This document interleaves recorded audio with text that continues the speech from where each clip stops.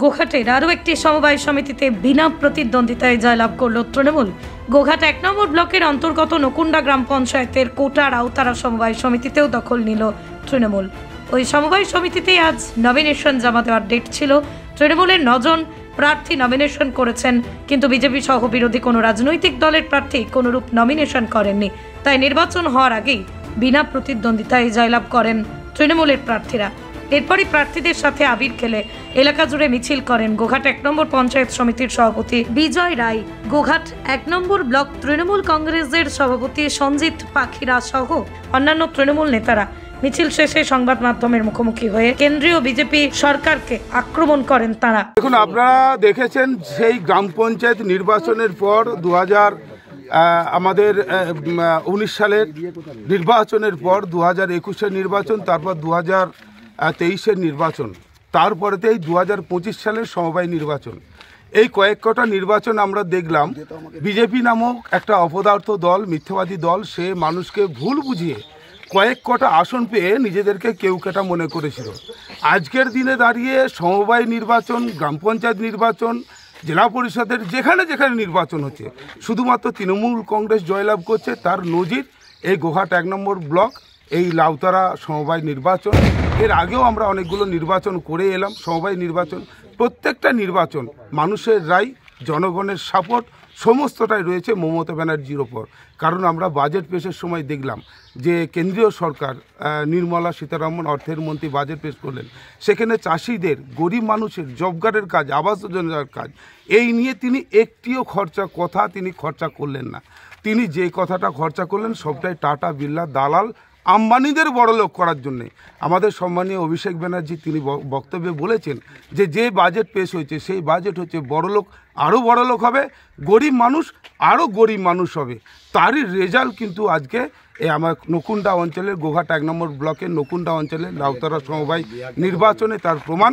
আজকে এই নির্বাচনের আপনার নমিনেশন ফর্ম নেবার আজকে ডেট ছিল।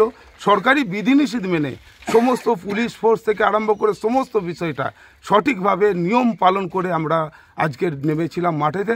দেখলাম তৃণমূল কংগ্রেসের মনোনীত যে ৯ জন ক্যান্ডিডেট, সেই ৯ জন ক্যান্ডিডেটই কিন্তু নমিনেশন উইথড্র করলো। এই গোঘাট ১ নম্বর ব্লকে, এই নকুন্ডা অঞ্চলে বিজেপি সিপিএম শূন্য, আগেও শূন্য ছিল, এখনও শূন্য হলো। আমরা আজ এই নির্বাচনের পর এটা প্রমাণিত হলো বিজেপির বিধায়ক বিশ্বনাথ কারকের পায়ের নিচ থেকে মাটি সরে গেছে, যার ফলস্বরূপ আমরা ৫টা নির্বাচনে আমরা জয়লাভ করেছি। আজকেও এখানে আমরা বিনা মোট আমাদের আজকে নিয়ে 4টে সমবায় সমিতি নির্বাচন, 4টে আমাদের ইতিমধ্যে নির্বাচনের প্রক্রিয়া শেষ হয়েছে। এটা 5টা ছিল আমাদের গোঘাট ১ নম্বর ব্লকের কোটা রাউতারা যে সমবায় কৃষি উন্নয়ন সমিতি, সেই সমবায় সমিতির আজকে নমিনেশন ফর্ম তোলা ছিল। তো এখানে আমরা দেখলাম যে তৃণমূল কংগ্রেস আমাদের দলের মমতা বন্দ্যোপাধ্যায়ের যে সমস্ত সৈনিক আজকে নমিনেশন ফর্ম তুলেছেন ৯ জনই আনকন্টেস্টেড আজকে জয়লাভ করলেন। কারণ এখানে বিজেপি, সিপিএম যে বিরোধী রাজনৈতিক দল আছে তারা সাহস দেখাতে পারেননি। কারণ এখানে ধরাশায়ী হয়ে গেছে এই সাম্প্রদায়িক বিজেপি এবং সিপিএম। কারণ এদের যে কেন্দ্রের সরকার যেভাবে বাজেট পেশ করেছে, সাধারণ কৃষকের কথাও, উন্নয়নের কথা এই বাজেটে নেই। আজকে কৃষক পরিষ্কারভাবে বুঝতে পেরেছে যে বাংলার মমতা বন্দ্যোপাধ্যায় কৃষকের পাশে আছে।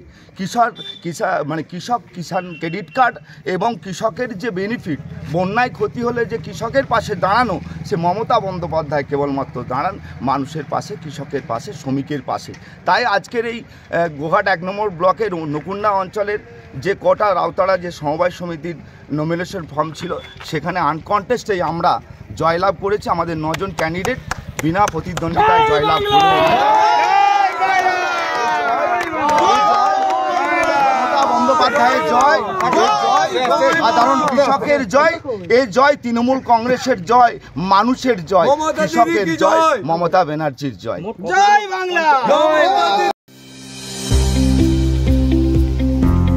আপনার স্নেহের সন্তানের শিক্ষা নিয়ে কি আপনি চিন্তিত রয়েছেন? কোন স্কুলে ভর্তি করাবেন তাকে তা ঠিক করতে পারছেন না? তাহলে আর দেরি কেন?